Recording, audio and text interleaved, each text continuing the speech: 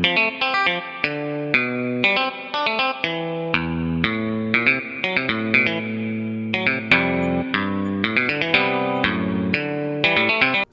God Lover yang dipenuhi kasih karunia Allah. Senang berjumpa kembali dalam program Raise and God malam hari ini bersama Diaspora TV.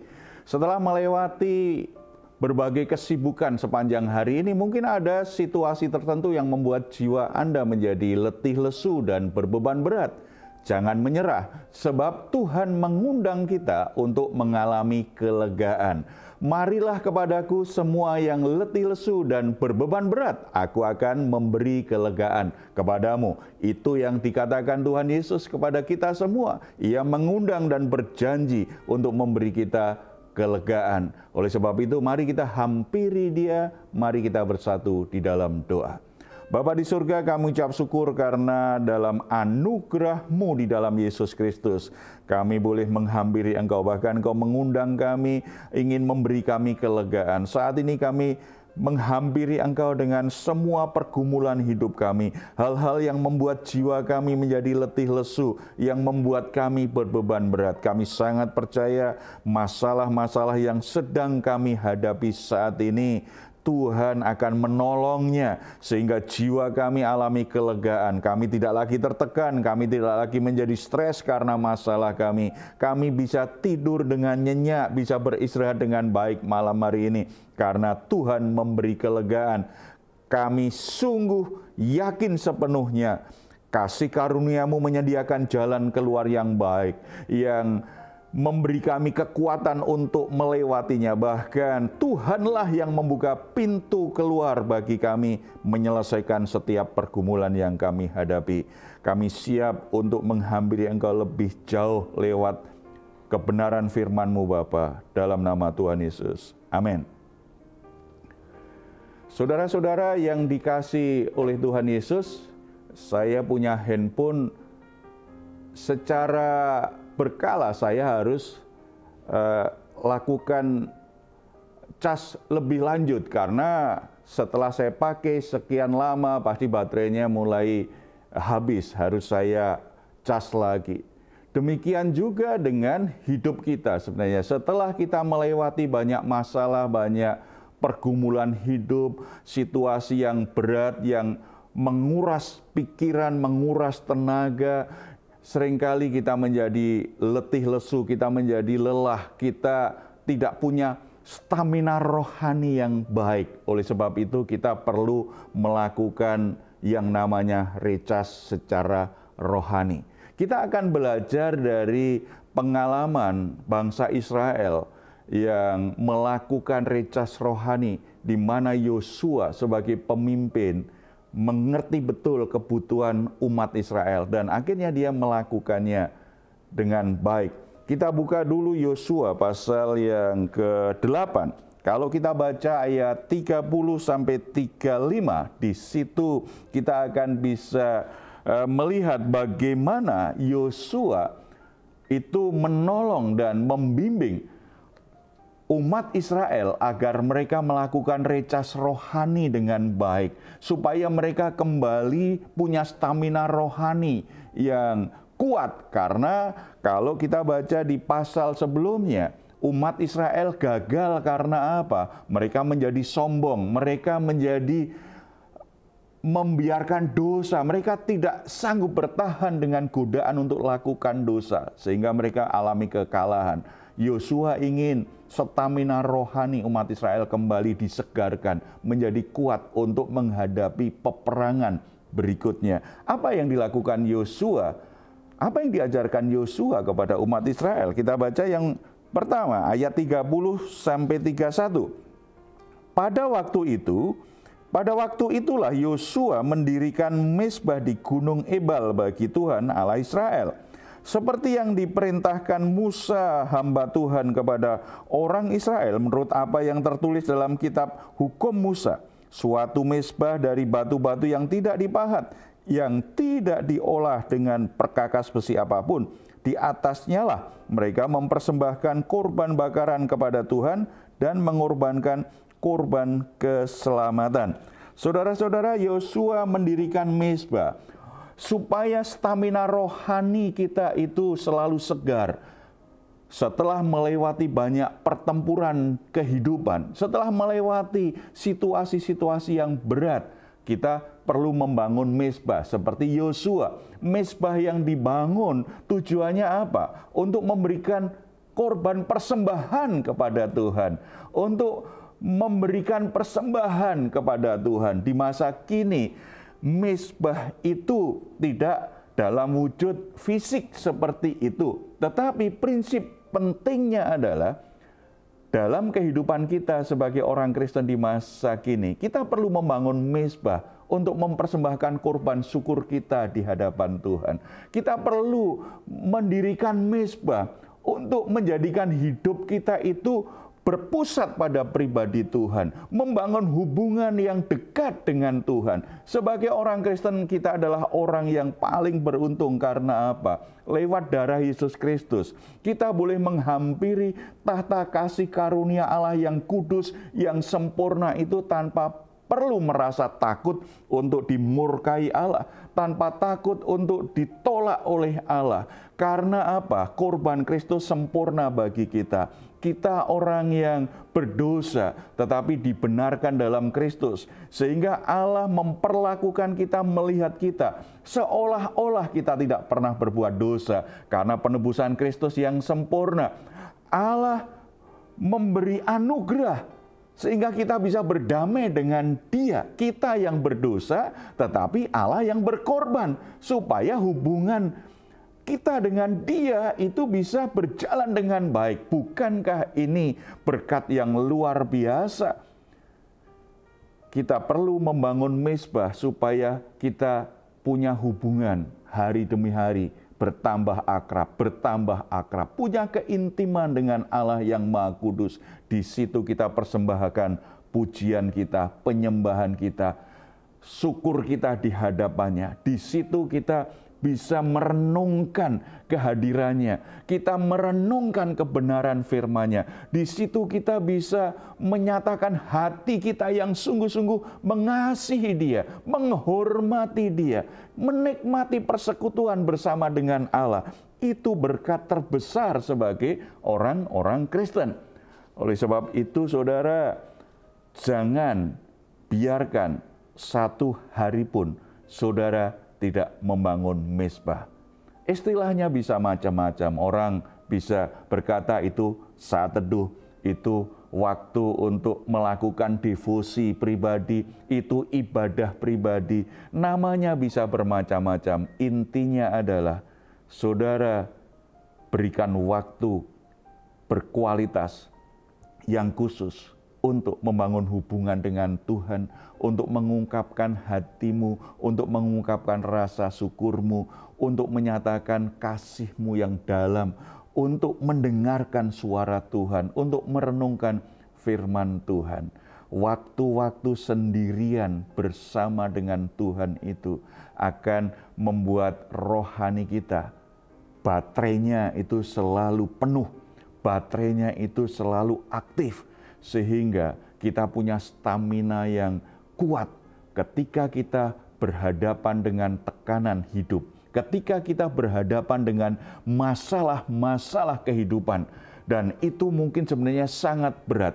Hati kita tetap tenang, pikiran kita tetap tenang, karena kita punya stamina rohani yang baik, yang selalu kita cas dengan persekutuan secara pribadi dengan Bapa kita di surga.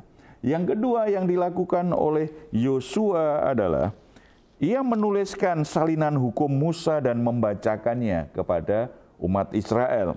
Kita baca ayat 32.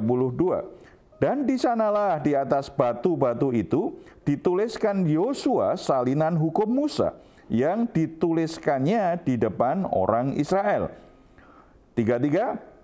Seluruh orang Israel, para tua-tuanya, para pengatur pasukannya, dan para hakimnya berdiri sebelah menyebelah tabut, berhadapan dengan para imam yang memang suku Lewi, para pengangkat tabut perjanjian Tuhan itu, baik pendatang maupun anak negeri, setengahnya menghadap ke gunung Gerisim, dan setengahnya lagi menghadap gunung Ebal. seperti yang dahulu diperintahkan oleh Musa hamba Tuhan apabila orang memberkati bangsa Israel. Sesudah itu dibacakanlah segala perkataan hukum Taurat, berkatnya dan kutuknya, sesuatu dengan segala apa yang tertulis dalam kitab hukum. Tidak ada sepatah kata pun dari segala apa yang diperintahkan Musa yang tidak dibacakan Yosua kepada seluruh jemaah Israel dan kepada perempuan-perempuan dan anak-anak dan kepada pendatang-pendatang yang ikut mereka. Yosua tidak hanya menulis ulang, menyalin firman Tuhan, tetapi juga membacakannya. Saudara-saudara, ini bagian yang penting kalau kita mau melakukan recas rohani supaya iman kita bugar, supaya stamina rohani kita kuat, sanggup bertahan melewati berbagai situasi yang sulit. Kita harus sering untuk memperkatakan, untuk merenungkan dan bertindak sesuai dengan firman Tuhan.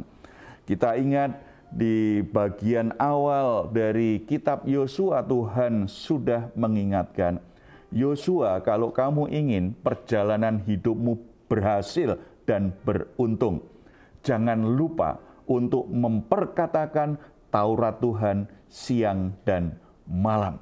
Saudara-saudara, hidup kita itu diarahkan apa yang ada dalam pikiran kita, apa yang kita yakini, apa yang kita percayai.